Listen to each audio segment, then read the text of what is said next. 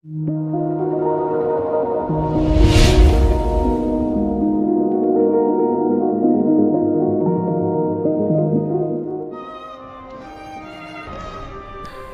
Sobat Zona 21, selamat datang kembali di channel Zona 21.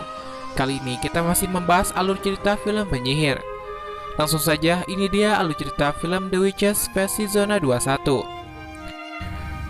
Film dimulai menampilkan sekelompok anak-anak sedang berkumpul mendengarkan sebuah kisah tentang penyihir.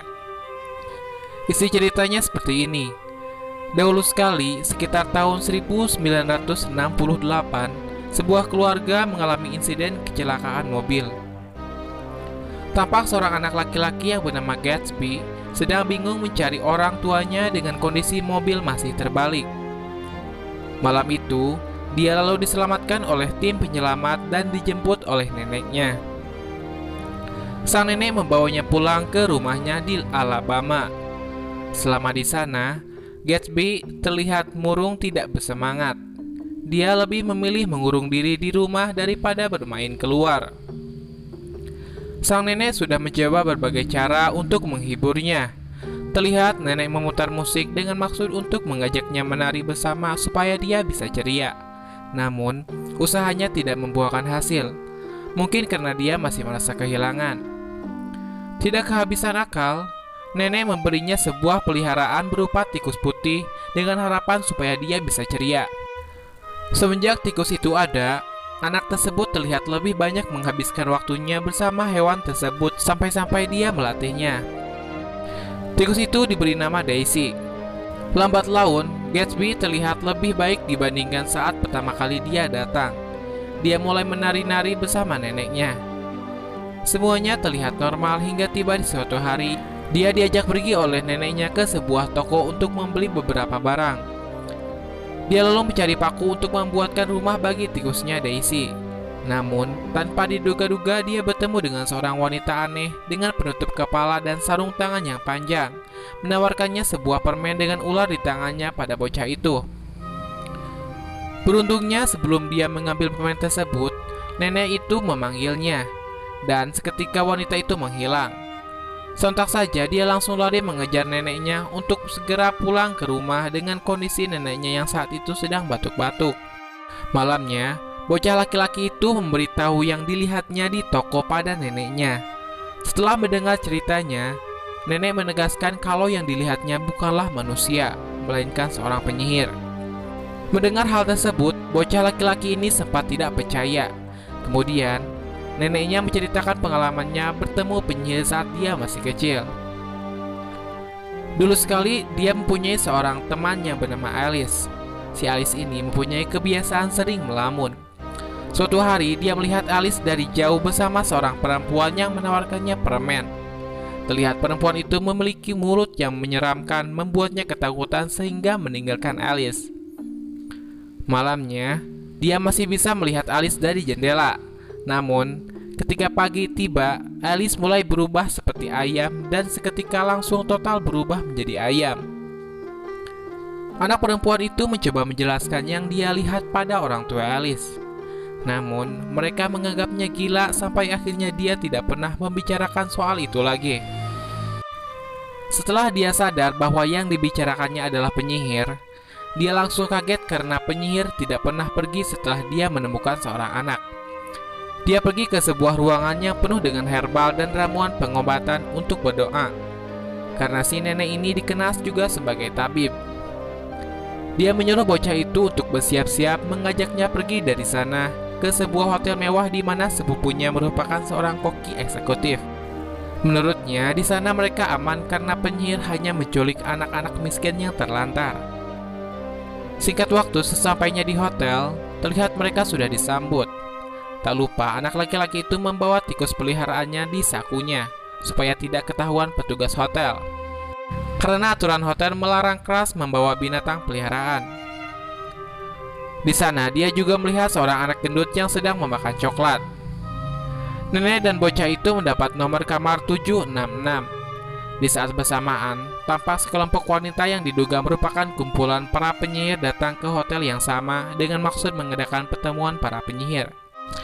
Malamnya, sang nenek mengajari si bocah cara membedakan penyihir dan wanita biasa. Dia mengatakan bahwa seorang penyihir memiliki cakar yang mereka sembunyikan dengan mengenakan sarung tangan. Sudut mulutnya yang panjang hampir mengenai telinganya, botak seperti telur rebus yang mereka sembunyikan dengan memakai wig yang membuat mereka ruam. Memiliki kaki persegi tanpa jari kaki yang mereka sembunyikan dengan memakai sepatu, dan memiliki indera penciuman yang kuat yang mereka gunakan untuk mengerus anak-anak sampai lubang hidungnya membesar. Keesokan paginya terlihat matahari bersinar sangat cerah. Gatsby membawa Daisy keluar kamar. Dia bertemu dengan Bruno, si anak gendut yang sempat dia temui sebelumnya di depan sebuah pintu aula besar. Bruno menceritakan padanya bahwa dia disuruh oleh seorang wanita untuk menemuinya di aula besar ini pada pukul 12:25. Tak lama, dia langsung dipanggil ibunya sambil dijewer. Gatsby kemudian pergi ke aula besar yang kosong. Dia mengira dia akan sendirian di sana. Saat dia bersiap-siap untuk melatih Daisy, sekelompok penyihir yang dipimpin oleh pemimpin mereka yang sangat kuat memasuki aula besar.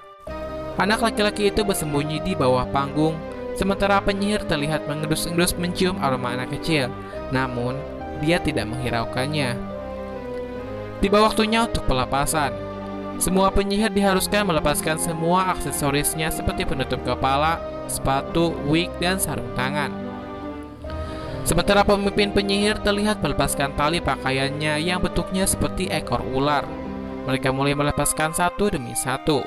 Gatsby yang saat itu berada di bawah panggung sempat kaget dengan apa yang dilihatnya. Semua yang dikatakan oleh neneknya benar.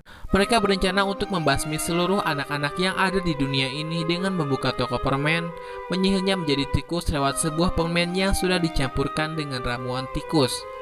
Tidak hanya itu, dia juga menceritakan bahwa Ratu Penyihir sudah memberi sebuah coklat pada anak kecil yang gendut dan rakus yang sudah dicampur dengan ramuan tikus untuk uji coba. Diduga tidak lain dan tidak bukan anak yang dimaksud adalah Bruno. Tiba-tiba pemimpin penyihir mulai mencium bau anak kecil itu lagi. Kali ini dia yakin. Terlihat lubang hidungnya mulai membesar ketika dia mencium aromanya. Dia kemudian mengangkat panggung itu dengan sekuat tenaga sampai panggungnya hancur. Untungnya Gatsby sudah pergi dari sana bersembunyi di sebuah ventilasi. Saat penyihir itu mendekatinya, tiba-tiba Bruno datang mengetuk pintu aula. Dia menagih janjinya untuk mengambil coklat dari pemimpin penyihir.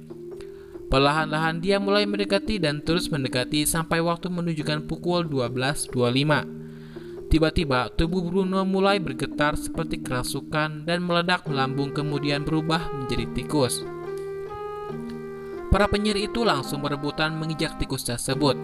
Akan tetapi Daisy yang sedang dalam ventilasi bersama Gatsby langsung menolong Bruno membawanya ke ventilasi. Tak lama pemimpin penyihir pun membuka ventilasinya menemukan Gatsby di sana. Dia menariknya keluar dan langsung memberinya ramuan tikus di telinganya karena dia tidak mau membuka mulut. Tak butuh waktu lama, Gatsby pun berubah menjadi tikus. Gatsby sempat ditangkap dan akan dipalu, namun Daisy menyelamatkannya dengan menggigit jari penyihir tersebut.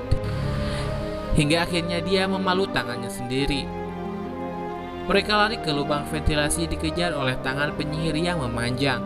Beruntungnya mereka semua selamat membuat tangan penyihir itu terkena kipas yang berputar sehingga terluka. Setelah berbincang-bincang, ternyata Daisy juga dulunya adalah seorang anak perempuan yang disihir dan ditemukan oleh penjual tikus. Para tikus itu lalu melarikan diri ke kamar hotel tempat anak laki-laki dan neneknya tinggal, berharap neneknya bisa mengembalikan mereka seperti semula. Untuk pergi ke kamar neneknya, mereka harus melewati dapur yang dipenuhi oleh para koki yang sedang memasak. Para tikus itu mengendap-endap supaya tidak diketahui orang lain. Karena pintu kamar ditutup, mereka harus berusaha untuk menggapai belnya. Setelah berhasil, mereka sempat terlihat oleh seseorang petugas hotel sampai-sampai dia kaget dan berteriak. Kedapatan aksinya ketahuan oleh petugas hotel. Mereka sempat dipukuli oleh sapu, namun para tikus itu langsung masuk ke kamar. Ketika Gatsby bertemu dengan neneknya, dia menceritakan bahwa dia adalah cucunya. Dia juga mengatakan bahwa hotel ini dipenuhi oleh para penyihir dengan kamarnya tepat di bawah mereka. Setelah semua teman-teman Gatsby bermunculan, mereka lalu memperkenalkan diri masing-masing. Mereka juga memberitahunya tentang rencana para penyihir untuk mengubah seluruh anak di dunia ini menjadi tikus. Gatsby, Bruno, dan Daisy menyusun sebuah rencana untuk mendapatkan sebotol ramuan agar sang nenek dapat menemukan obat untuk mengembalikan mereka menjadi anak-anak lagi.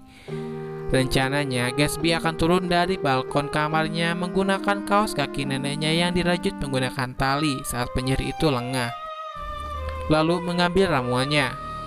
Tapi saat dia hendak pulang, penyihir itu datang ke kamarnya membuat Gatsby harus bersembunyi terlebih dahulu agar dia tidak tertangkap. Terlihat dia sembunyi di bawah kursi yang penuh dengan jebakan tikus. Gatsby melihatnya membuka berangkas yang penuh dengan uang kemudian langsung kabur. Ketika dia sudah kembali ke dalam kaos kaki dan siap naik, penyihir itu menahannya. Beruntungnya dia tidak melihat isi kaos kaki itu. Penyihir itu sempat bertanya kenapa ada kaos kaki di balkonnya. Lalu, si nenek beralasan bahwa dia menjatuhkan kaos kaki tersebut. Setelah diteliti lagi, ternyata pemimpin penyihir ini mengenal sang nenek. Dia mencoba mengingat-ingat lagi wajahnya sambil memegang kaos kaki tersebut. Tapi, tiba-tiba seseorang mengetuk pintu kamar penyihir yang diduga manajer hotel ke kamarnya sambil membawa sebuah kurungan untuk kucingnya, sehingga dia melepas kaos kaki tersebut. Sebelum manajer hotel itu pergi, pemimpin penyihir sempat memesan untuk dirinya dan teman-teman penyihirnya sup untuk mereka makan tanpa memakai bawang. Kita kembali ke para tikus. Setelah rencana untuk mendapatkan ramuan itu berhasil, tiba saatnya tugas sang nenek untuk meracik ramuannya. Terlihat dia mencampurkan beberapa botol ke dalam wadah berisi air, termasuk ramuan tikusnya. Tetapi hasilnya gagal karena ramuan penyihir dianggap sangat kuat. Terlihat mereka langsung kurang semangat. Namun Gatsby tidak mau menyerah. Dengan ramuan tikus itu, dia mendapatkan ide untuk memasukkan ramuan tersebut ke dalam kaldu sup kacang yang akan diberikan kepada para penyihir, sehingga penyihir berubah menjadi tikus. Rencana tersebut akhirnya disepakati oleh neneknya bahkan teman-teman tikusnya. Tak mau membuang-buang waktu, mereka langsung beraksi menjalankan rencana tersebut. Terlihat sang nenek membawa Gatsby dan kawannya ke aula tempat para penyihir berkumpul. Karena Gatsby sudah pernah melewati jalan itu sehingga dia mulai dari ventilasi menuju dapur seorang diri sambil membawa ramuannya. Tak membutuhkan waktu lama, dia sudah berhasil memasuki ramuan itu ke supnya dengan lancar. Di lain tempat, Bruno mencoba menemui orang tuanya dibantu oleh nenek. Ketika nenek menunjukkan Bruno dalam wujud tikus, mereka malah ketakutan dan berteriak. Diduga mereka sangat takut terhadap tikus. Kemudian mereka pergi ke ruang makan berpura-pura untuk makan. Namun nyatanya mereka ingin menyaksikan para penyihir itu berubah menjadi tikus. Saat pemimpin penyihir hendak memakan sup tersebut, dia melihat nenek dan langsung menghampirinya. Sambil menunjuk, dia mengatakan kepadanya si kuncir dua. Akhirnya pemimpin penyihir ini menyadari bahwa si nenek adalah gadis yang dulu lepas dari pantauannya. Di saat yang bersamaan, ketiga tikus itu sedang bersembunyi di dalam tas, lalu melihat kunci kamarnya menggantung. Tiba-tiba, para penyihir yang sudah memakan sup tersebut langsung meledak berterbangan berubah menjadi tikus. Sementara para tikus itu berhasil mengambil kunci kamarnya. Suasana yang asalnya tenang kini berubah menjadi ricuh kacau karena semua orang takut terhadap tikus. Nenek dan ketiga tikusnya mencoba masuk ke kamar pemimpin penyihir memakai kunci yang ia ambil. Nenek mulai mengumpulkan semua ramuan untuk dihancurkan. Satu ramuan nampak terjatuh dari wadah ke bawah kursi. Lalu para tikus itu mencoba mengambilkannya untuk nenek. Tiba-tiba mereka melihat pemimpin penyihir masuk ke ruangannya dengan mengendap-endap. Tak lama, aksi si nenek ketahuan olehnya. Pemimpin penyihir tidak berubah menjadi tikus seperti yang lain karena dia tidak meminum supnya. Melihat neneknya terpojok, para tikus itu membuat rencana untuk mengalahkannya. Tangan penyihir itu lalu mulai memanjang hampir menyentuh si nenek. Tapi Bruno dan Daisy menggunakan jebakan tikus untuk membuat jari kakinya yang cuma satu menyentuh pemicunya. Gatsby yang sudah siap dengan ramuan itu berada dekat dengan jebakan tikus yang lain. Ketika jari kakinya mengenai jebakan tikus tersebut, sontak saja dia berteriak kesakitan. Di saat yang sama, Gatsby siap melemparkan dirinya dan ramuan tikus mengarah ke mulutnya supaya dia meminumnya. Seketika pemimpin penyihir itu juga berubah menjadi tikus yang lebih besar dari tikus pada umumnya. Sang nenek kemudian menjebaknya dalam ember es dan mencegahnya melarikan diri. Sebelum mereka meninggalkan ruangan, sang nenek mengambil koper penyihir yang penuh uang dan juga melepaskan kucingnya dari kandangnya. Saat mereka menutup pintu, kucing itu menyerang dan membunuh penyihir tersebut. Setelah itu, nenek mencoba mempertemukan lagi Bruno dengan ibunya. Karena orang tuanya tidak menerimanya lagi, Bruno bergabung dengan Daisy, Gatsby, dan neneknya untuk pulang dan menjadi sebuah keluarga baru. Scene berpindah pada anak-anak yang masih mendengar cerita penyihir. Ternyata yang sedang bercerita tentang penyihir tersebut ialah Gatsby yang usianya sudah dewasa. Dan cerita pun berakhir. Terima kasih buat kalian yang sudah tonton. Sampai bertemu lagi di video selanjutnya. Sampai jumpa.